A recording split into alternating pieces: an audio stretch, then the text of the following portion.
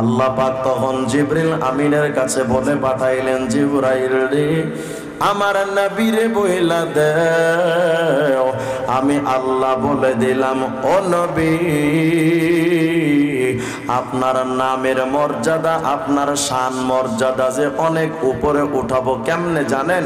হাবিব ইদা যুকিরতু যুকিরতা মাই, ও নবী আমি আল্লাহর নাম যেখানে যেখানে উচ্চারণ করা হবে আমি এমন সিস্টেম চালু করে দেব, আমার নাম যেখানে উচ্চারণ করা হবে আমার নামের পাশাপাশি ওখানে ওখানে আপনার নাম উচ্চারণ করাবো। এজন্য আপনি যখন জন্মগ্রহণ করবেন এক কানে আজান আর এক কানে ইকামত। এই শ্রোতা মনোযোগ দিয়া শুনো, তোমার এক কানে আজান আর এক কানে ইকামত, ওই আজান ইকামতের মধ্যেও আল্লাহর নাম আছে, পাশাপাশি নবীর নাম আছে।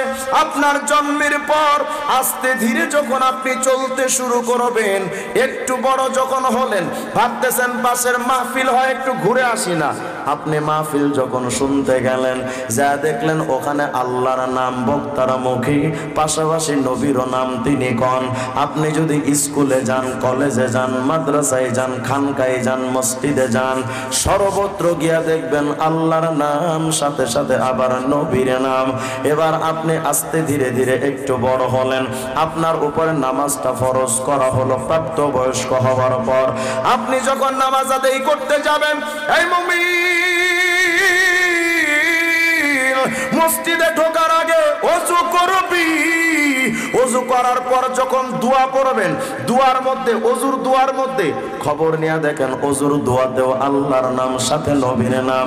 এবার ওযুটা কইরা মসজিদে যখন ঢুকতে যাবেন, মসজিদে ঢোকার জন্য তিনটা দোয়া আছে। এই তিনটা দোয়াতে একটা দোয়ায় আল্লাহর নাম, দ্বিতীয় দোয়ার মধ্যে খবর নিয়ে দেখেন আল্লাহর নবীর নাম। মসজিদে যখন ঢুকলেন, ঢুকে দেখেন মুয়াজ্জিন আজান দেয়,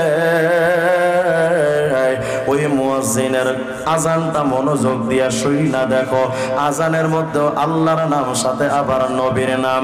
আজানের পর বেশ কিছু সময় থাকলো, মনে মনে ভাবলেন তাহলে একটু কোরআনটা পড়া দেখি। আরে মুসলমান, কোরআনটা খুইলা দেখো, ওই কোরআনের মধ্যে আল্লাহর নাম নবীর নাম। হাদিস খুলে দেখো, হাদিসের মধ্যে আল্লাহর নাম নবীর নাম। মসজিদে থাকা ফাজাইলে আমাল খুলো, ওইটার মধ্যে আল্লাহর নাম নবীর নাম। কিছুক্ষণ পর মুয়াজ্জিন যখন ইকামত দিবেন, নামাজে দাঁড়াবেন, মুসল্লি মনোযোগ দিয়া মুয়াজ্জিনের ইকামতটা শোনো। ইকামতের মধ্যেও আল্লাহর নাম সাথে নবীর নাম। ইমাম সাহেব এবার নামাজে দাঁড়ায় গেল, নামাজটা ততক্ষণ শেষ হবে না যতক্ষণ পর্যন্ত আত্তাহিয়াতু পড়বেন না। আত্তাহিয়াতুর মধ্যে তাকায় দেখো আল্লাহর নাম সাথে নবীর নাম। দরুদ শরীফ পড়বা, সেখানেও আল্লাহর নাম নবীর নাম। নামাজটা যখন আপনার শেষ হয়ে গেল, এই মুসল্লি এবার হাত তুইলা রবের কাছে দোয়া করবি। নবী আবার বলেন, এই উম্মত তোমার দোয়াটা কবুল হবে না যতক্ষণ পর্যন্ত দোয়া করার সময় নবীর উপরে দরুদ পড়বা না। তার মানে দরুদ পড়ার আগে কারো দোয়াটা আল্লাহর কাছে কবুল হয় না, এই দোয়াটা মাওকুফ থেকে যায়। তার মানে তোমার আজানেও আল্লাহর সাথে নবী, তোমার ইকামতেও আল্লাহর নামের পাশে নবী, তোমার নামাজেও আল্লাহর পাশে নবী, তোমার দোয়াতেও আল্লাহর নামের পাশে নবী।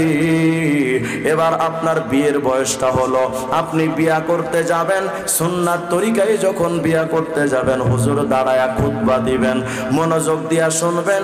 খুতবার মধ্যেও আল্লাহর নাম, পাশে পাশে আবার নবীর নাম। এবার আপনি আর একটু বড় হলেন, আপনি যদি নির্বাচন করতে যান, এই বাংলাদেশে যদি নির্বাচন করতে চাও, নবীর কথা বাদ দিয়া কোন নেতার নির্বাচন হয় না। এমনকি এই যে সামনে নির্বাচন আসতেছে, যেই নেতারা সারা জীবন আলেমদের বিরোধিতা করলো, ওরাও দেখবেন মাইক নেয়া কইব আল্লাহ রসুলের নামে একটা ভোট দিয়েন।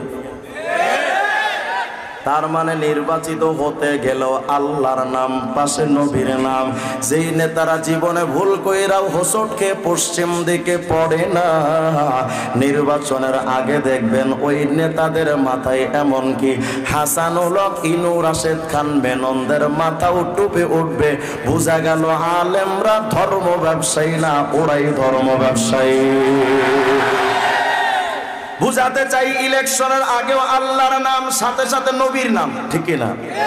এবার আপনি যদি মনে করেন এভাবে চলতে চলতে আপনার হায়াতের টাইমটা শেষ, এই মুমিন, হায়াতের টাইমটা যখন শেষ হয়ে গেল, আপনি আইসিইউতে অথবা বিছনায় পড়ে আছেন, মৃত্যু শয্যায় শায়িত। এই মৃত্যু শয্যায় শায়িত হওয়ার সময় আপনার কালেমার তালকিনটা দেবে, কালেমার প্র্যাকটিস করাবে। এক কথায় আপনার জবান থেকে কালেমা বের করার ট্রাই করা হবে। এই কালেমার তালকিন যখন দিবে, আরে মুমিন ভাই খুইজা দেখো, তোমার কালেমার শুরু অংশে আল্লাহর নাম, কালেমার দ্বিতীয় অংশে নবীর নাম। তার মানে কালেমাতেও আল্লাহর নাম, সাথে আবার নবীর নাম। এবার আপনি কিছুক্ষণ পর মারা গেলেন, আপনার জানাজার আগে তো দাফন করা হবে না। ওই জানাজাটা খবর নিয়ে দেখো, 3টা দোয়া, 4টা তাকবীর, 3টা দোয়া। প্রথম সানাতে আল্লাহর নাম, দ্বিতীয় দুরুদে নবীর নাম। তার মানে জানাজার মধ্যেও আল্লাহর নাম, নবীর নাম। এবার আপনার লাশটা নিয়ে সবাই কবরে রাখতে গেল। কবরে আপনার লাশটা রাখার সময় সবাই জবান দিয়া পড়বে বিসমিল্লাহি ওয়ালা মিল্লাতি রাসূলিল্লাহ। তার মানে কবরে তোমার লাশ রাখার সময় আল্লাহর নামের পাশে নবী মুহাম্মদের নাম। এবার আপনার কবরে রাখা সবাই যখন বিদায়, 3টা আপনারে প্রশ্ন করবে, মুনকার নাকির। এই মুমিন খবর নিয়ে দেখো, ওই 3টা প্রশ্নের মধ্যে একটা প্রশ্নে আল্লাহর নাম, আর এক প্রশ্নে নবী মুহাম্মদের নাম। আল্লাহ পাক বলেন, হাবিব ইদা যুকিরতু যুকিরতা মাই, ও হাবিব, আমি আল্লাহর নাম যেখানে যেখানে, আপনার নাম সেখানে সেখানে। সুবহানাল্লাহ বলেন। কোন নবীর উম্মত আপনি আমি জানেন মিয়া? একদিন সাহাবায়ে কেরাম মসজিদের মধ্যে ইয়াতাযাকারুনাল আম্বিয়া, নবীদের আলোচনা করছেন, প্রশংসা করেন। কেউ তো বলে, এই জানো আদম আলাইহিস সালাম কত দামি নবী ছিলেন, আদম ইস্তাফাহুল্লাহ, আদম তো এমন এক দামি নবী যাকে আল্লাহ পাক নিজে নির্বাচিত করেছেন। আরেকজন বলে, আরে জানো জানো ইত্তাখাযাল্লাহু ইব্রাহিমা খলিলা, এই ইব্রাহিম আলাইহিস সালাম কত দামি নবী জানো, যাকে আল্লাহ পাক তার খলিল বানিয়েছেন। আরেকজনকে, আরে শোনো মুসা আলাইহিস সালাম কত দামি নবী জানো, আল্লাহ পাক যার সাথে কথা বলেছেন আই কালিমুল্লাহ। আরেকজন বলে, আরে শোনো ঈসা আলাইহিস সালাম কত দামি নবী জানো, যাকে আল্লাহ পাক তার নিজের রূহ বলেছেন। তো সাহাবায়ে কেরাম এমন পর্যালোচনা করছেন। ওই সময় নবীজি মসজিদে আসলেন, এসে দেখেন সাহাবায়ে কেরাম কেউ তো বলে আদম সফিউল্লাহ, ইব্রাহিম খলিলুল্লাহ, মুসা কালিমুল্লাহ, ঈসা রূহুল্লাহ। সবার প্রশংসা শুনে আল্লাহ পাকের নবী বলেন, এই শোনো, হ্যাঁ হ্যাঁ আদম তো সফিউল্লাহ আল্লাযী ইস্তাফাহু, ইব্রাহিম তো খলিলুল্লাহ ইত্তাখাযাল্লাহু ইব্রাহিমা খলিলা। হ্যাঁ আদম সফিউল্লাহ, ইব্রাহিম খলিলুল্লাহ, মুসা কালিমুল্লাহ, ঈসা রূহুল্লাহ, হ্যাঁ ইসমাঈল যাবিহুল্লাহ। সমস্ত নবীরা এক একজন, কেউ কালিমুল্লাহ, কেউ সফিউল্লাহ, কেউ রূহুল্লাহ, কেউ যাবিহুল্লাহ, কেউ খলিলুল্লাহ। এই সাহাবী আনা মুহাম্মদ হাবিবুল্লাহ। আস্তে বল সুবহানাল্লাহ। মা মানাল হাবিব, আল হাবিব বাবানাল মাহবুব। আল্লাহ পাক বুঝাতে চান, হাবিব নবীজি এটা বুঝাতে চান, এই সাহাবারা, হ্যাঁ ইব্রাহিম তো সফিউল্লাহ, ইব্রাহিম তো খলিলুল্লাহ, মুসা তো কালিমুল্লাহ, ঈসা তো রূহুল্লাহ, আদম তো সফিউল্লাহ। তবে সফিউল্লাহ আদম আল্লাহকে পাওয়ার জন্য, আল্লাহকে খুশি করার জন্য 200 বছর কাঁদলেন। ইব্রাহিম তো খলিলুল্লাহ আল্লাহকে খুশি করার জন্য নমরুদের আগুনে ঝাঁপ দিয়েছেন, নিজের সন্তানকে জবাই করতে প্রস্তুত ছিলেন। হ্যাঁ মুসা তো কালিমুল্লাহ আল্লাহকে খুশি করার জন্য মুসা আলাইহিস সালাম নীল দরিয়ায় ঝাঁপ দিয়েছেন। হ্যাঁ ঈসা আলাইহিস সালাম তো রূহুল্লাহ, তবে আল্লাহকে খুশি করার জন্য ঈসা ইবনে মারইয়াম নিজের লোকদের কাছে নিজেকে সঁপে দিয়েছেন তারা শুলে চড়াতে প্রস্তুত হয়েছিলেন হযরত ঈসা ইবনে মারইয়াম। তো বুঝাতে চান নবীজি আদম সফিউল্লাহ আল্লাহকে খুশি করতে পাগল, ইব্রাহিম খলিলুল্লাহ আল্লাহকে খুশি করতে পাগল, মুসা কালিমুল্লাহ আল্লাহকে খুশি করতে পাগল, ঈসা রূহুল্লাহ আল্লাহকে খুশি করতে পাগল। আর আমি মুহাম্মদকে আল্লাহ জানিয়েছেন হাবিব ওয়ালা সাউফা ইউতিকা রাব্বুকা ফাতারদা। ও হাবিব আমি আল্লাহ ওয়াদা দিলাম, আমি আল্লাহ। ওই যে আদম তো আমারে খুশি করতে চায়, মুসা তো আমারে খুশি করতে চায়, ইব্রাহিম তো আমারে খুশি করতে চায়, ঈসা তো আমারে খুশি করতে চায়, আর আমি আল্লাহ ওয়াদা দিলাম নবী মুহাম্মদ আমি আপনাকে খুশি করব। কোন নবীর উম্মত আপনি আমি একটু ভাবেন না মিয়া।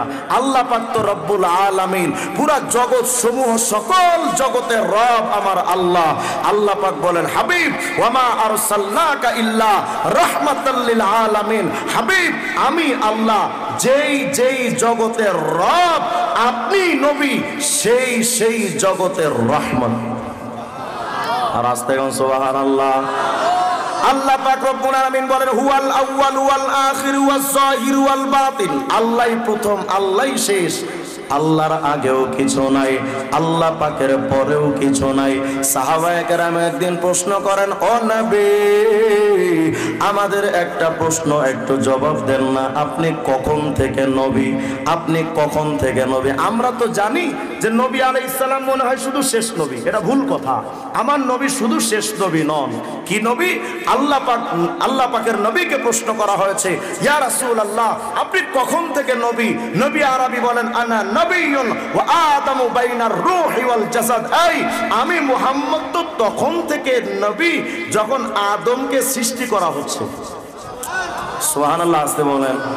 তার মানে আমাদের নবী শুধু শেষ নবী নন, আমাদের নবী শুরুও নবী। সুবহানাল্লাহ কয় না?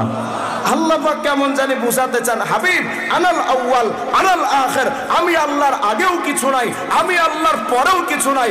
ও হাবিব আপনি এমন এক নবী, আপনার আগেও কোনো নবী নাই, আপনার পরেও কোনো নবী নাই।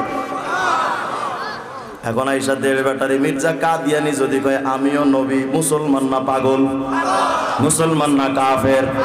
মির্জা কাদিয়ানি কয় আরে জানো জানো মানাম মাসিহ জামা আমানাম কালিমে খোদা আমানাম মুহাম্মদ ও আহমদ কে বাসদ। কয় আমি মূলত মুসা, আমি মূলত ঈসা, আমি মূলত আরবের নবী মুহাম্মদ। আর আসতে কর নাউজুবিল্লাহ। শুধু এগুলো না, কখনো কখনো তিনি বলেন মাই মুহাদ্দাস, মানে আল্লাহ আমার সাথে কথা বলেন। আর এক জায়গায় কয় জামানার ইমাম मैं हूं, আমি মূলত জামানার ইমাম ইমামুজ্জামান, মানে পুরা জামানার ইমাম ইমাম মাহদি। আর এক জায়গায় কয় আমি মূলত ঈসা। আর এক জায়গায় রুহানি খাজান এক জায়গায় বলছে मैं आदम हूं, मैं नूह हूं, मैं शीत हो, मैं दाऊद हो, मैं इब्राहिम हो, मैं इस्माइल हो, मैं याकूब हो, मैं यूसुफ हो, मैं दाऊद हो, मैं मूसा हो, मैं ईसा हो, मैं मुहम्मद भी हो। আমি বললাম এই তার সেরা যদি এই জামানায় বেঁচে থাকতো হয়তো এটাও বলতো मैं হিরো আলম আর টাকলা মুরাদ भी हो। মানে ওনা কি একাই সব, পুরা দুনিয়ার সবকিছু। আপনারা ভাবেন যে মির্জা কাদিয়ানি শুধু নবী দাবি করেছে? ভুল কথা। ৭৮টা বিষয় দাবি করছে নিজের ক্ষেত্রে, ৭৮টা। মানে বুঝাতে চাইছো নিজেই সব। আর এই সবগুলো করেছে মূলত ব্রিটিশদের দালালি করার জন্য। কারণ ব্রিটিশরা কখনো তাকে ইমাম মাহদি দাবি করতে বাধ্য করেছে, কখনো তাকে মুসা দাবি করতে বাধ্য করেছে, কখনো তার ঈসা দাবি করতে বাধ্য করেছে, কখনো মুহাম্মদ দাবি করতে বাধ্য হয়েছে। এ ব্যাপারে বিস্তারিত বলতে গেলে লং টাইমের দরকার। তবে একটু ছোট্ট সংক্ষিপ্ত একটা ধারণা আপনাদেরকে দিয়ে যায়। 1869 সালে ব্রিটিশ সরকার এক কমিশন গঠন করেছিল লন্ডন থেকে। সেই কমিশনের মূল যিনি ছিলেন তার নাম হলো স্যার উইলিয়াম হান্টার।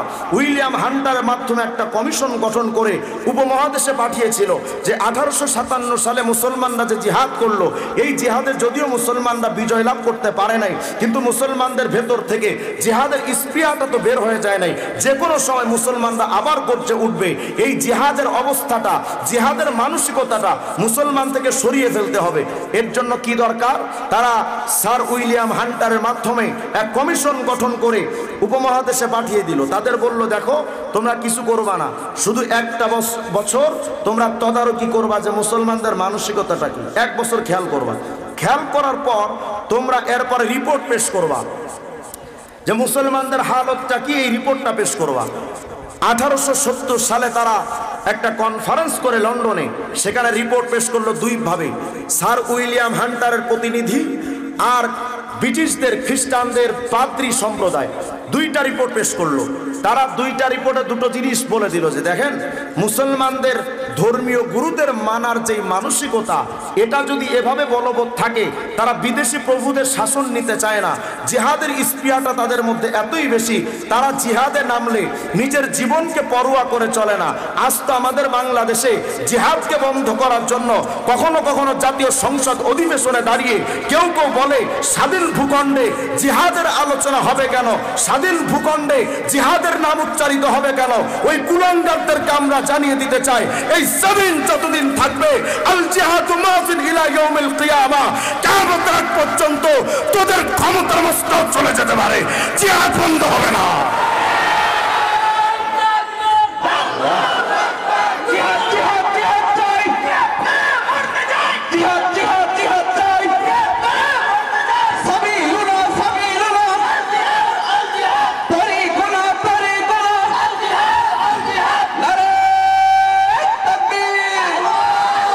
এই জিহাদ তো আমার আল্লাহ পাকের দেওয়া এক বিধান, এই জিহাদ তো আমার নবীজির কর্ম, এই জিহাদ তো আমার সাহাবায়ে কেরামের কর্ম, আরে এই জিহাদ তো মুসলমানদের কর্ম, এই জিহাদ তো জান্নাতি মানুষের কর্ম।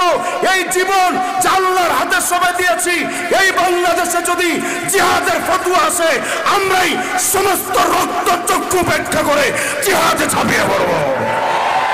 এটা তো আমাদের চেতনা। এই জিহাদ দিয়ে প্রশ্ন তুলো কেন? উপমহাদেশে ব্রিটিশরা চেষ্টা করেছিল জিহাদকে বন্ধ করার জন্য, উইলিয়াম হান্টারের মাধ্যমে জিহাদ বন্ধ করার কৌশল অবলম্বন করেছিল। মুসলমানদের জিহাদের পিটানি খায়া ব্রিটিশ চলে গেছে, আজও পর্যন্ত জিহাদকে বন্ধ করা যায় না। তো তখন তারা ভাবলো কি করা যায়, তখন তারা বিভিন্ন কলা কৌশল করে দুটো রিপোর্ট পেশ করলো। দুটো রিপোর্টের মধ্যে তাদের ছিল, এক নাম্বার, মুসলমানদের জিহাদি স্পৃহাটা বন্ধ করার জন্য একজন নবী তৈরি করতে হবে, যেই নবী নিজেকে জিল্লি নবী বলে দাবি করবে। আর একজন বলল যে দেখেন, যদি মুসলমানদের এই জিহাদি স্পৃহাটা বন্ধ করতে হয়, তাহলে মুসলমানদের মধ্য থেকে একজন মানুষকে নির্বাচিত করতে হবে, যে মূলত ব্রিটিশদের দালালি করবে। আপনাদেরকে জানিয়ে রাখি, উপমহাদেশের সবচেয়ে বেশি কাজ করতে পেরেছে মূলত দালালদের মাধ্যমে। এই বসা উঠে না। উপমহাদেশের ব্রিটিশরা সবচেয়ে বেশি সুবিধা ভোগ করেছে দালালদের মাধ্যমে। তার মধ্যে একজন দালাল ছিল মির্জা গোলাম আহমদ কাদিয়ানি, আর একজন ছিল মীর জাফর। খুব মনোযোগ দেন। একজন ছিল মীর জাফর, আর একজন ছিল মির্জা কাদিয়ানি। মীর জাফর ব্রিটিশদের হাতে দেশ তুলে দিয়েছে, আর মির্জা কাদিয়ানি ব্রিটিশদের হাতে মুসলমানদের ঈমান তুলে দিয়েছে। আমি যদি ব্রিটিশদের বিস্তারিত ইতিহাস আপনাদেরকে বলতে যাই, ব্রিটিশদের দালালির পক্ষে, এখানে অন্তত 2 ঘন্টা টাইম লাগবে। রুহানি খাজাইনের ব্রিটিশদের দালালির সম্পর্কে মির্জা কাদিয়ানি যা লিখেছে। তবে এতটুকু আপনাদেরকে আমি ধারণা দিতে চাই, মির্জা কাদিয়ানিকে যখন তারা কমিশন গঠন করে রিপোর্ট পেল যে একজন জিল্লি নবী তৈরি করতে হবে, তখন কারে পাওয়া যায়? খুঁজতে খুঁজতে মির্জা গোলাম মুর্তজা, যে ব্রিটিশদের পালিত পশু ছিল, এই মির্জা গোলাম মুর্তজা তাকে চুজ করলো যে তাকে একটু খবর দেওয়া হোক। মির্জা গোলাম মুর্তজাকে খবর দিয়ে পরামর্শ চাইলে এই মির্জা গোলাম মুর্তজা নিজের ছেলে মির্জা গোলাম কাদিয়ানিকে তাদেরকে সঁপে দিল যে আমার ছেলে খুব মেধাবী, তারে দিয়ে কাজ করতে পারবেন। অবশেষে এই মির্জা কাদিয়ানি ব্রিটিশদের দালালি করে করে সমস্ত মুসলমানদের জিহাদের বিরুদ্ধে অবস্থান নিল। বলে যে জিহাদ এগুলো মানসুখ হয়ে গেছে, ওগুলো এখন আর চলবে না। কেন? মাসি আ চুকা। বলে মাসি হযরত ঈসা আলাইহিস সালাম তো আসলে, মুসনাদ আহমদের এক হাদিস আছে যে ঈসা আলাইহিস সালাম যখন আসবেন তখন পুরো দুনিয়াতে এমন একটা সমাজ তৈরি হবে, তখন ওয়াতাজাউল হারবু আউজারাহা, হাদিসের মধ্যে আসছে যুদ্ধ তাদের সরঞ্জামাতি রেখে দিবে। তার মানে এমন এক পরিবেশ তৈরি হবে যে মুসলমানদের আর যুদ্ধ করার কোনো প্রতিপক্ষ থাকবে না। কিন্তু যুদ্ধ কিন্তু মানসুখ হয়ে যাবে না, বন্ধ হয়ে যাবে না চিরদিনের জন্য। হযরত ঈসা আলাইহিস সালাম আসার পর যুদ্ধর প্রতিপক্ষ কোনো বেঈমান থাকবে না, ফলে যুদ্ধ তাদের সরঞ্জামাতি রেখে দিবে। তো মির্জা গোলাম কাদিয়ানি কয় যে যেহেতু আমি নিজেকে ঈসা দাবি করছি, তো সুতরাং মাসি আ চুকা, মসিহ যখন যেহেতু চলেই আসছে, সুতরাং এখন আর জিহাদ নাই, অতএব এখন মুসলমানদের জন্য ব্রিটিশদের বিরুদ্ধে যুদ্ধ করা হারাম। নাউজুবিল্লাহ বলবেন না? এটা তো গেল মির্জা কাদিয়ানীদের অবস্থা। ওই সময় নবাব সিদ্দিক হাসান খান ভূপালী, আহলে হাদিসের অন্যতম প্রতিষ্ঠাতা মুখপাত্র ছিল নবাব সিদ্দিক হাসান খান ভূপালী, এবং আরেকজন ছিল হুসাইন মিয়া হুসাইন বাটালভি। এই দুইজন, হুসাইন বিটালভি তো আল ইখতিসাদ নামক একটা বই লিখেছিল যে জিহাদ মানসুখ হয়ে গেছে। তার মানে বোঝাতে চাই ব্রিটিশদের দালালি করেছিল মির্জা কাদিয়ানীর উত্তরসূরিরা, তার অনুসারীরা, ওদিক থেকে আহলে হাদিস লামাযাবিরা, তারাও ব্রিটিশদের দালালি করেছিল। দুঃখজনক হলেও সত্য, আজ তাদের প্রেতাত্মারা কখনো হামাসের বিরুদ্ধে ফতোয়া দেয়, কখনো আফগানিস্তানের তালেবানের বিরুদ্ধে ফতোয়া দেয়। এরা ঘোমটা পরা ইহুদিদের দালাল। এদের ব্যাপারে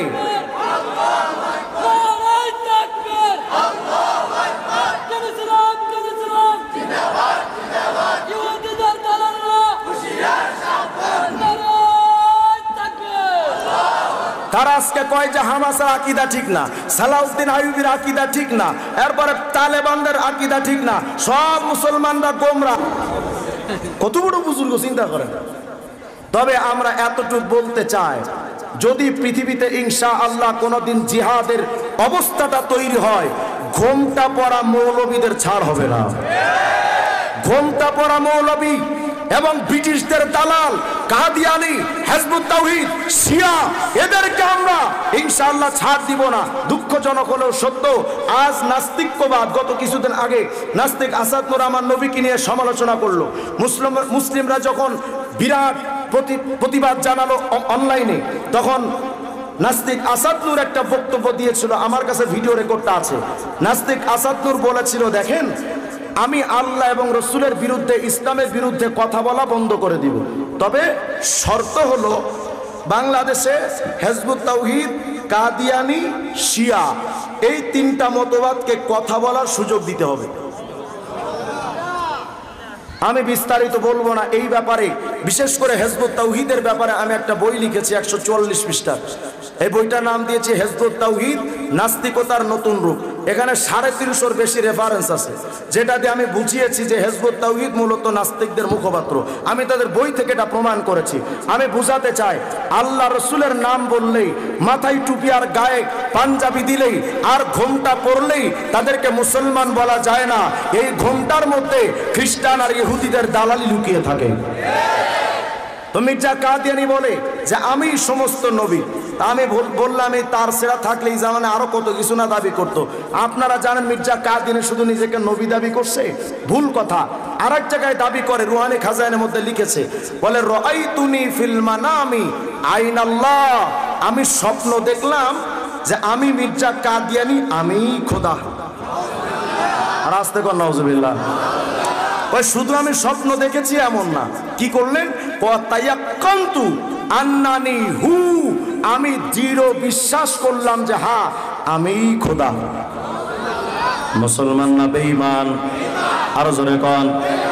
আর এক জায়গায় কয়, আল্লাহ আমারে বলেছে, এই মির্জা আনতা বিমানজিলাতি ওয়ালাদি, আল্লাহ নাকি তারে বলেছে, মির্জা কাদিয়ানী তুমি কিন্তু আমার পোলার মতো।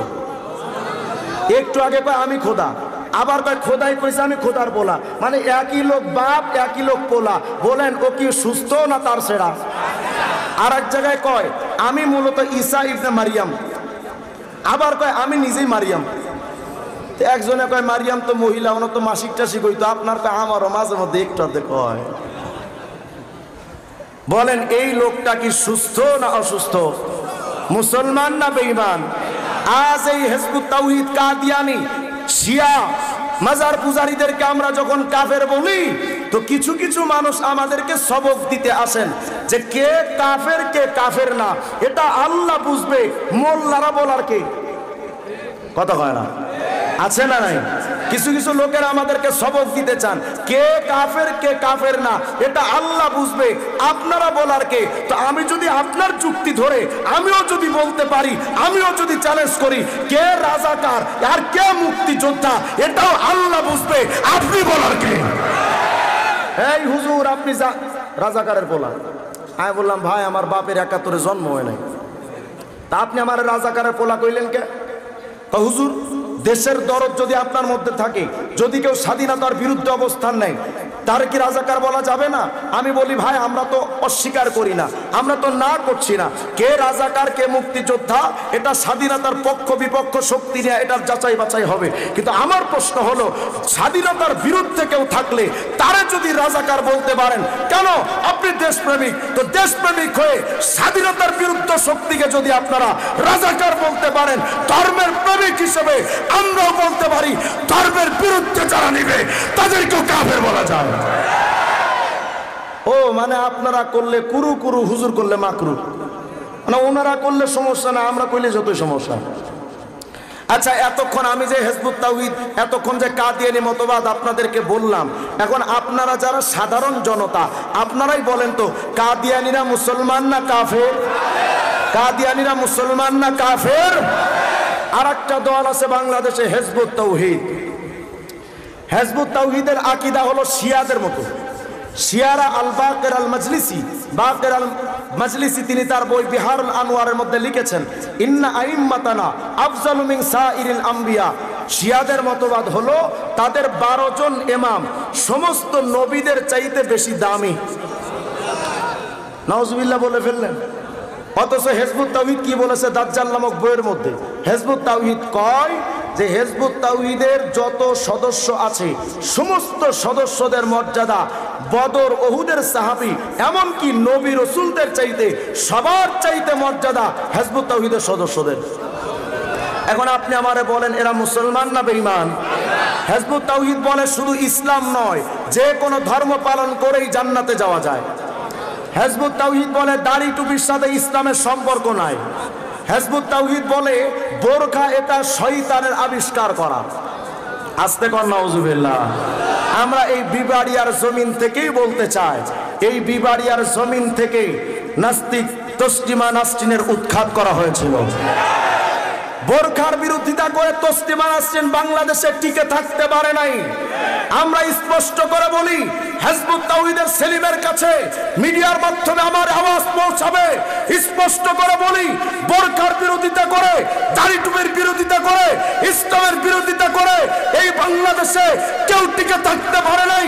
আমরা অপেক্ষায় আছি, মুরব্বীরা সিদ্ধান্ত দিবে, পিঠের চামড়া তুলে ফেলা হবে।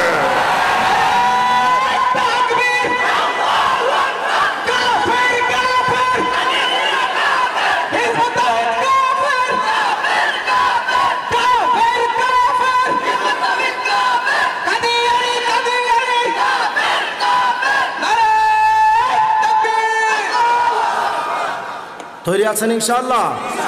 ইসলাম বিরোধী কোন মিশনের সাথে আমাদের কোনো আপোষ নাই। ভাবতেছেন কতদিন করবেন? আরে কাদিয়ানীদের কাফের ঘোষণা করতে করতে আমাদের মুরব্বীরা পর্যায়ক্রমে চলে গেছেন। একজন আসছেন, একজন গেছেন, একজন গেছেন, একজন আসছেন। এভাবে কিয়ামতের আগ পর্যন্ত চলতে থাকবে। যতদিন এই বাংলার জমিনে কাদিয়ানীদের নিষিদ্ধ না করা হবে, হিজবুত তাওহীদকে নিষিদ্ধ না করা হবে, আমাদেরকে আপনারা ফাঁসির আসামি করতে পারেন, মামলা দিয়ে কারাগারে বছরের পর বছর রাখতে পারেন, ইসলাম বিদ্বেষীদের সাথে আপোষ হবে না। আপনারা প্রস্তুত থাকবেন ইনশাআল্লাহ? বলেন হিজবুত তাওহীদ কাদিয়ানী, জোরে হিজবুত তাওহীদ কাদিয়ানী, কাফের কাদিয়ানী, কাফের কাফের কাফের, হিজবুত তাওহীদ কাদিয়ানী, কাফের কাফের কাফের কাফের, হিজবুত তাওহীদ কাদিয়ানী। আজকে তো আমার বাংলাদেশে ইসলাম নিয়ে টিকে থাকা আল্লাহর কথা বললেও সমস্যা। যে গত কিছুদিন আগে আমার উস্তাদ মুহতারাম মাওলানা মামুনুল হক দামাত বারাকাতুহু আদালত থেকে নামছেন, এটা কোনো রাজনৈতিক ব্যাপার না। কারণ আল্লাহ কি শুধু বিএনপি? আর কথা কন, আল্লাহ বিএনপি, আওয়ামী লীগের, জাতীয়বাদী? আল্লাহ আমাদের সবার। সুতরাং আল্লাহর নাম উচ্চারণ করার পরে যারা যাদের চুলকানি শুরু হয় তাদের সাথে মুসলমানের কোনো সম্পর্ক হতে পারে না। তিনি বললেন আদালত থেকে নামার সময় আল্লাহু আকবার, আল্লাহু আকবার। একজন কয় হুজুর মুখটা বন্ধ করেন, মুখটা বন্ধ করেন, আপনি আল্লাহু আকবার এখন বললেন না, আপনি জেলখানায় কি আল্লাহু আকবার বললেন? মানে উনি বুঝাতে চায় দেশটা মনে হয় ওনার বাপের পৈতৃক সম্পত্তি। তবে এ কথাই স্পষ্ট, যেই বাংলাদেশ শাহজালাল ইয়ামানি তাকবীরের আওয়াজ দিয়ে যে বাংলাদেশ হিন্দুত্ববাদী শাসন থেকে মুক্ত হয়েছে, বঙ্গবন্ধুর ইনশাআল্লাহর স্লোগান দিয়ে যেই বাংলার জমিনটা পাকিস্তানি হানাদার বাহিনী থেকে মুক্ত হয়েছে, ওই বাংলার জমিনে তাকবীর চলবে, আল্লাহর আওয়াজ চলবে, আলেমরা থাকবে। এই বাংলাদেশে সমস্ত দালালি উঠে যাবে, আল্লাহর আওয়াজ বন্ধ হবে না।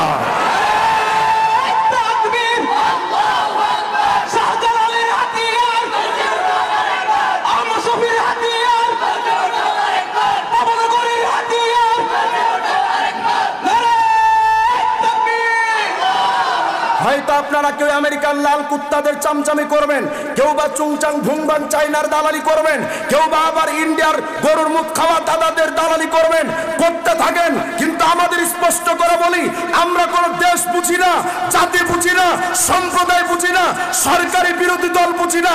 আল্লাহর নামের উপরে যদি কেউ হাত তোলে, ও হাত ভেঙে ফেলবে মুসলমানেরা। আপনারা ভাবতে পারেন যে দালালি টিকবে। হ্যাঁ, যে বাংলাদেশ ইনশাআল্লাহ আর শাহজালাল ইয়ামানি তাকবীর দিয়ে স্বাধীন হলো, ওই বাংলাদেশ থেকে আমেরিকার দালালি মুছে যেতে পারে, ইন্ডিয়ার চামচামি মুছে যেতে পারে, আল্লাহর নাম মুছে সম্ভব হবে না। আপনারা প্রস্তুত থাকবেন ইনশাআল্লাহ?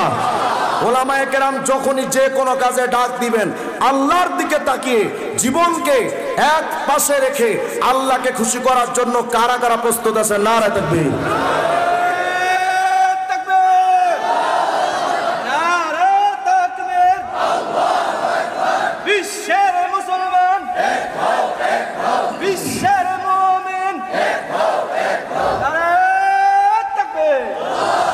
আল্লাহ পাক আমাদেরকে কবুল করেন, আমিন বলেন। তো বুঝাতে চাচ্ছিলাম, আমাদের নবী এমন নবী, আল্লাহ পাক বলেন হাবিব আনাল আউয়াল আনাল আখির, এই নবী আমি শুরু আমি শেষ, আমি আল্লাহর আগে কোনো উলুহিয়াত নাই, আমি আল্লাহর পরেও কোনো উলুহিয়াত নাই। এই নবী আপনি শুরু নবী, আপনিই শেষ নবী, আপনার আগেও নবুয়ত নাই, পরেও নবুয়ত নাই। সুবহানাল্লাহ বলেন না? আল্লাহ পাক তার হাবিবকে কতটুকু ভালোবাসেন আমি আয়াত পড়েছিলাম। এজন্য আমাদের নবী যেহেতু সেরা, আল্লাহ পাক ডেকে বলেন হাবিব আপনি যেমন সমস্ত নবীদের সেরা, আপনার উম্মত সমস্ত উম্মতের সেরা। কিন্তু প্রশ্ন এসে যায়, হুজুর এটা কি কইলেন? আমরা সেরা, হ্যাঁ এটা আল্লাহ বলেছেন কুনতুম খায়রা উম্মাহ, তোমরাই শ্রেষ্ঠ জাতি। তবে প্রশ্ন আসে, হুজুর আমরা শ্রেষ্ঠত্বের কারণটা কি? আগের জামানার নবীর উম্মতেরা আমল করেছে, এক একজন 1000 বছর, কেউ 1500 বছর, 1200 বছর, তাদের আমলের নমুনা কি? কিয়ামতের ময়দানে বনি ইসরাইলের অনেক মানুষ দাঁড়াবে 1000 বছরের জিহাদের আমল নিয়ে, কেউ দাঁড়াবে 1000 বছরের তাহাজ্জুদের আমল নিয়ে, আর আমরা মুসলমানেরা বাঙালিরা দাঁড়াবো 55 বছরের আকিজ বিড়ির আমল নেই। কথা হয় না? কারণ আমাদের আমল তো শুরু হয় 50 বছর পরে যায়, 40-45 বছর পর্যন্ত আমাদের মুসলমানদের আমল শুরু হয় না। দুঃখজনক হলেও সত্য, এই মুসলমানেরা হাতে আকিজ বিড়ি নিয়ে ঘুরতে লজ্জা পায় না, কিন্তু তসবির দানা নিতে বড়ই শরম পায়। আছে না নাই? তো কিয়ামতে আমরা দাঁড়াবো অল্প আমল নিয়ে, আর তারা দাঁড়াবেন এত বিরাট আমল নিয়ে। তো হুজুর এটা কিভাবে? যোগ বিয়োগ তো মেলে না। অথচ আল্লাহ আমাদেরকে বললেন আমরাই নাকি শ্রেষ্ঠ জাতি, ওরা এত আমল নিয়ে দাঁড়াবেন, ওরা শ্রেষ্ঠ না, আমরা এই আমল নিয়ে দাঁড়াবো, আমরাই শ্রেষ্ঠ। বিষয়টা তো বোঝা যাচ্ছে না, যুক্তিতে মিলে না। আল্লাহ পাক বোঝাতে চান হাবিব আপনার উম্মতকে জানায়া দেন আমি আল্লাহ আপনাকে ভালোবাসি, আপনার উম্মতকেও ভালোবাসি। আমি আল্লাহ আপনার উম্মতকে দীর্ঘ টাইম দুনিয়াতে রেখে কষ্ট দেব না, তারা আমল করবে কম, সওয়াব পাবে সীমাহীন। সুবহানাল্লাহ আসতে বলেন। কত আমল পাবে? আল্লাহকে জিজ্ঞাসা করেন আল্লাহ কত আমল দিবেন। সূরা নামের 160 নম্বর আয়াত, আল্লাহ রাব্বুল আলামিন বলে বান্দা শুনো, মুহাম্মাদের উম্মত যদি একটা আমল কইরা আমি আল্লাহর কাছে হাজির হয়, আল্লাহ পাক বলেন শোনো, মান জাআ বিল হাসানা ফালাহু আশরু আমসালিহা। এই মুহাম্মাদের উম্মত একটা আমল কইরা যদি হাজির হয়, আমি আল্লাহ ওয়াদা দিলাম আমল করবা একটা, কিন্তু আমি আল্লাহ নেকি দিব 10টা। সুবহানাল্লাহ। বলবেন হুজুর এটা কেমন কথা? মাত্র 10টা? 10টা নেকি দিয়া তো আমরা তাদের সমান হতে পারবো না। তো আল্লাহর কাছে বলেন গো আল্লাহ, 10 গুণ যদি বাড়ায়া দেন, আগের জামানার নবীদের সাথে আমাদের এই 10টা আমল নিয়ে কিছুই হবে না। আল্লাহ নেকিটা আরেকটু বাড়ায়া দেন। আল্লাহ পাক তখন বলবেন, বান্দারে শুনো, তোমরা আমার মুহাম্মাদের উম্মত, একটা আমল করবা, 10টা দিব। তুমি যদি খুশি না হও, আমি আল্লাহ একটা নেকির পরিবর্তে তোমার আমল নামায় 30টা নেকি দেব। সুবহানাল্লাহ। আল্লামা 30টাতেও হবে না, আর একটু বানান। আল্লাহ পাক বলবেন, ঠিক আছে রে বান্দা, তোমরা যেহেতু দুর্বল, বেশি আমল করতে পারো না, আবার বয়সের টাইমটাও তোমাদের কম, এজন্য আমি আল্লাহ তোমার আমল নামাই 10টা 20টা 30টা নয়, একটা আমল করবি, আমি আল্লাহ তোমার আমল নামাই 100 নেকি দান করব। বান্দা গো, আল্লাহ আমার 100 নেকি দেওয়া হবে না, আর একটু বানায়া দেন। উম্মতে মুহাম্মদী আমরা বড় দুর্বল। আল্লাহকে যদি বলেন, ও রব, আমাদের চোখের শক্তি কম, বেশি লম্বা টাইম আমরা জাগ্রত থেকে ইবাদত করতে পারি না, আমাদের পায়ের মধ্যে শক্তি কম, রাতের পর রাত জেগে আমরা তাহাজ্জুদ পড়তে পারি না, আমাদের গায়ের মধ্যে শক্তি কম, এত দীর্ঘ টাইম আমরা জিহাদ করতে পারবো না। ও আল্লাহ, যদি 100 গুণ বাড়ায়া দেন, আগের জামানার নবীর উম্মতের সাথে তো আমাদের নেকি বরাবর হবে না। তো আল্লাহ 100 নেকি যদি দেন, আমার 100 নেকিতেও হবে না, আরেক গুণ বাড়ায়া দেন। আল্লাহ পাক বলবেন, ঠিক আছে রে বান্দা। সহিহ বুখারী 7501 নম্বর হাদিসটা খুলে দেখেন। আল্লাহ পাক বলেন, ফেরেশতা ফাইনা বিলাহা, এই ফেরেশতা, আমার মুহাম্মাদের উম্মত যদি একটা নেকির কাম যদি কইরা লয়, ফাকতুবুহা লাহু বিআশরি আমসালিহা ইলা 700 যায়ফিন। এই ফেরেশতারা, আমার বান্দা যদি একটা আমল কইরা লয়, আমার মুহাম্মাদের উম্মত তো বড় দুর্বল, অতএব একটা আমলও যদি পাও, ওই একটাকে আল্লাহ পাক অর্ডার দিলাম, ওই একটা নেকিটারে বাড়াইতে বাড়াইতে আমার মুহাম্মাদের উম্মতের আমল নামায় 1-এর পরিবর্তে 700 নেকি লেখা দাও। উম্মতে মুহাম্মদী যদি এখন বলে, রব্বুল আলামিন, 700তেও আমার হবে না, সুবহানাল্লাহ না, আল্লাহ আরেকটু বানান, ওই 100 200 500 বাড়াইলে হবে না, আমরা তো বড় দুর্বল, আমাদের আমল কম, আমাদের বয়সের টাইমটাও কম, আল্লাহ আপনি নেকিটা আরেক গুণ বাড়ায়া দেন। আল্লাহর হাবিব বলেন, তাহলে খুঁজো মুসনাদে আহমদের 10707 নম্বর হাদিস। পয়গম্বর আরবি বলেন, এই উম্মত, একটা নেকির কাম যদি করো, আল্লাহ পাক তোমার আমল নামায় 1-এর পরিবর্তে 700 1000 শুধু নয়, আল্লাহ পাকের হাবিব বলেন, ইন্নাল্লাহা ইউতি আবদাহু বিল হাসানাতিল ওয়াহিদা আলফা আলফি হাসানা। নবী আমার বলেন, আমার কোন উম্মত যদি শুধুমাত্র একটা নেকির আমল কইরা আল্লাহ পাক তার আমল নামায় একটার পরিবর্তে 10 লক্ষ নেকি লেখা দেয়। উম্মতে মুহাম্মদী যদি এখন আল্লাহ আমার 10 লাখেও হবে না, সুবহানাল্লাহ। আল্লাহ পাকের নবী আমার বলেন, তাহলে শোনো, 10 লাখ পাইছো একটা নেকির বিনিময়, 10 লাখেও যদি তুমি খুশি না হও, এই উম্মতে মুহাম্মদী, তাহলে শুনো, ইন্নাল্লাহা ইউতিহি আলফাই আলফি হাসানা। নবী আমার বলেন, আমার কোন উম্মত যদি শুধুমাত্র একটা নেকির কাম কইরা লয়, আল্লাহ পাক তার আমল নামায় 10 লাখে 12 লাখ 14 লাখ 15 লাখ নয়। নবী আমার বলেন, আমার উম্মত যদি একটা নেকির কাম কইরা লয়, আল্লাহ পাক তার আমল নামায় 1-এর পরিবর্তে 20 লক্ষ নেকি লেখা দেয়। এখন যদি আপনি বলেন যে আল্লাহ তুমি কি শুরু করলা, কি শুরু করলাম মানে, তুমি একবার কও 10টা, একবার কও 700, একবার কও 10 লাখ, এখন আবার কও 20 লাখ। আল্লাহ তুমি যে গুনে গুনে দেও, তোমার জন্য কি গুনে গুনে দেওয়াটা মানায়? আস্তে কোন আল্লাহু আকবার। এ বান্দা তুই কি বলতে চাস স্পষ্ট করে ক। বান্দা যদি এখন বলে রব্বুল আলামিন এই গুনে গুনে দেওয়া আপনার শানের সাথে মানাই না, কেন মানাই না? ও আল্লাহ, আপনার একটা নাম হলো আজিম, আইলা ইন্তেহা আলা, যার কোনো কুল কিনারা নাই, যার কোনো সীমানা নাই, যার কোনো সীমাবদ্ধতা নাই, যার কোনো সীমারেখা নাই। তো বান্দা তোর সমস্যা কি? আল্লাহ সমস্যা তো না, ওইটাই তো আমার সুবিধা। কি সুবিধা? আপনার যেমন কুল কিনারা নাই, আমরা মুহাম্মাদের উম্মত বড় দুর্বল। আমাদের যদি গুনে গুনে দেন, এটা আপনার আজিম নামের শানের সাথে মানায় না। অতএব আল্লাহ আপনার যেমন কুল কিনারা নাই, আমরা মুহাম্মাদের দুর্বল উম্মত। একটা আমল যদি আমরা করি তো আমাদের এত নেকি দেওয়া লাগবে, ওই 10 লাখ 20 লাখ না, এত নেকি দেওয়া লাগবে যার কোনো কুল কিনারা রাখা যাবে না।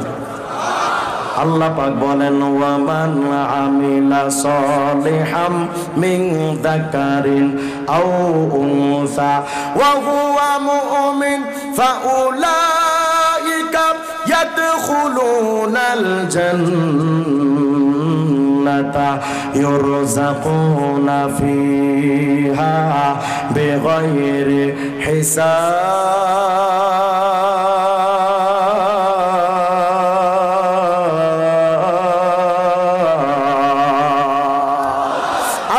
বলেন হাবিব আপনার উম্মতকে জানায় দেন, ওদের বয়সও কম, সৃষ্টিগত ভাবেও দুর্বল, বেশি আমল করতে পারবে না। ও হাবিব আপনার উম্মতকে জানায় দেন, একটা নেকির আমল যদি আপনার উম্মতরা করে আসে, আমি আল্লাহ এই নেকিটারে বাড়াইতেই থাকবো, বাড়াইতেই থাকবো, বাড়াইতেই থাকবো, এত বেশি দিব, হিসাব কিতাব থাকবে না।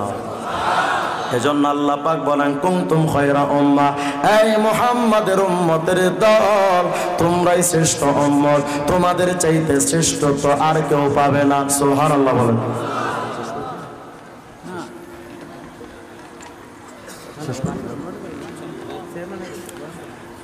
আওয়াজ দিয়ে বলেন আল্লাহু আকবার। তাহলে আমাদের নবী সেরা, আমাদের কোরআন সেরা, আমাদের ধর্ম সেরা, আমরাও সেরা। সুবহানাল্লাহ বলেন না। তবে একটা প্রশ্ন হলো হুজুর, এত নেকির আমলের বেলায় বললেন আমরা মুহাম্মদের উম্মত তো বড় গুনাহ পরায়ণ, আমরা তো অতিরিক্ত গুনাহ করতে অভ্যস্ত। আগের জামানার নবীর উম্মতরা ভয়ে অনেক গুনাহ করত না, কারণ ওয়াকাদ কানা বানু ইসরাঈলা ইযা নাসু শাইআম মিম্মা উমিরু আও আখতাউ আজিলাত লাহুমুল উকুবা। তাফসীরের কিতাবের মধ্যে আছে আগের জামানার নবীর উম্মতরা যদি গুনাহ করত, একটু মনোযোগ দেন, আগের জামানার নবীর উম্মতরা যদি গুনাহ করত তো আসমান থেকে সাথে সাথে গজব চলে আসতো। এই জন্য অনেক নবীর উম্মতরা তারা গুনাহ করতো না, ভয়, তারা ভুল করে যদি গুনাহ করতো তবুও গজব চলে আসতো। হাবিবে কিবরিয়া আমার বলেন উম্মত রে শুনো, তোমরা যেহেতু দুর্বল, এই উম্মত টেনশন করিস না। রুফিয়ান উম্মতি আল খাতা ওয়ান নিসিয়ান, আমার কোন উম্মত যদি ভুল ত্রুটি কইরা কোন গুনাহ যদি করে, গজব আসা তো দূরের কথা, আল্লাহ পাক ভুল করে করা গুনাহটা আমার উম্মতের আমল নামাতেও লেখেন না। আগের জামানায় নবীর উম্মতরা যদি ইচ্ছা করে গুনাহ করত, ইচ্ছা করে, তাহলে কি হতো? মাকতুবুন আলা বাবিহি। আগের জামানার নবীর উম্মতরা যদি ইচ্ছা করে গুনাহ করত তো দরজার মধ্যে লেখা থাকতো জানো এই লোকটা কিন্তু রাত্রে এই আকাম করেছে, সব লেখা থাকতো। আচ্ছা বলেন তো মুমিন, যদি ওই নিয়মটা থাকতো, আমার তো মনে হয় আপনারা কি করতেন আমি জানি না, তবে বাংলাদেশে যারা নির্বাচন করতে গিয়া রাতের আধারে ভোট চুরি করেন, তারা অন্তত ভোট চুরি করার সাহস পেত না। কারণ রাতে ভোট চুরি করতো, সকালবেলা লেখা থাকতো এরা কিন্তু এমপি না, এটা চোর। কথা হয় না? আগের জামানা নবীর উম্মতরা গুনাহ করত, কিন্তু তাদের গুনাহটা দরওয়াজার মধ্যে লেখা থাকতো। কিন্তু মুমিন উম্মতে মুহাম্মদি যদি গুনাহ করে, খুব মনোযোগ দেন, উম্মতে মুহাম্মদি যদি ইচ্ছা কইরা গুনাহ করে, আগের জামানার নবীর উম্মতদের গুনাহ দরওয়াজার মধ্যে লেখা থাকতো, আর আমাদের গুনাহটা দরওয়াজায় তো দূরের কথা, আমলনামাতেও এত সহজে লেখা হয় না। আল্লাহু আকবার বলেন। বলবেন হুজুর কি নিয়মটা? আর-সাইয়্যিদ মাহমুদ বাগদাদি আলুসি রাহমাতুল্লাহ আলাইহি তাফসীরে রুহুল মাআনিতে লিখেছেন, মিয়া নবী আরবি বলেন, জানো দুই কাঁধে তো দুই ফেরেশতা। আজীব হাদিস, খুশি হয়ে যাবেন। সুবহানাল্লাহ বলেন না? একটু মনোযোগ দেন, খুব দৃষ্টি নিবন্ধ রাখেন। আল্লাহর নবী বলেন দুই কাঁধে দুই ফেরেশতা, সাহিবুল ইয়ামিন ডান কাঁধের ফেরেশতা ইয়াকতুবুল হাসানাত নেকি লেখে। খুব খেয়াল করেন, ডান কাঁধের ফেরেশতা নেকি লেখে। সাহিবুশ শিমাল বাম কাঁধের ফেরেশতা ইয়াকতুবুস সাইয়্যাত গুনাহ লেখে। কিন্তু দুই ফেরেশতার মর্যাদা কিন্তু সমান না। নবী পাক বলেন, জানো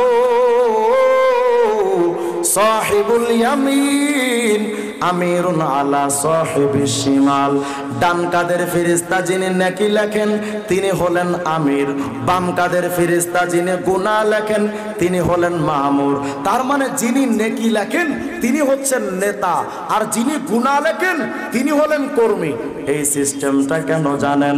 বান্দা উম্মতে মুহাম্মদি যখন নেকির কাম করে, আল্লাহ পাক রব্বুল আলামিন ইন্নাল্লাহা ইউনাদিল মালাক, আল্লাহ পাক ডান কাঁধের ফেরেশতারে ডাইকা কোন, এই ফেরেশতা উকতুব লি ফুলান ইবনে ফুলান কাদা ওয়া কাদা আই মিনাল আমালিস সালিহ, এই সাহিবুল ইয়ামিন আমার এই বান্দা এই এই নেকির কাম করছে, এই এই নেকিটা আমার বান্দা মুহাম্মদের উম্মতের আমল নামায় এই নেকিগুলো লেখো।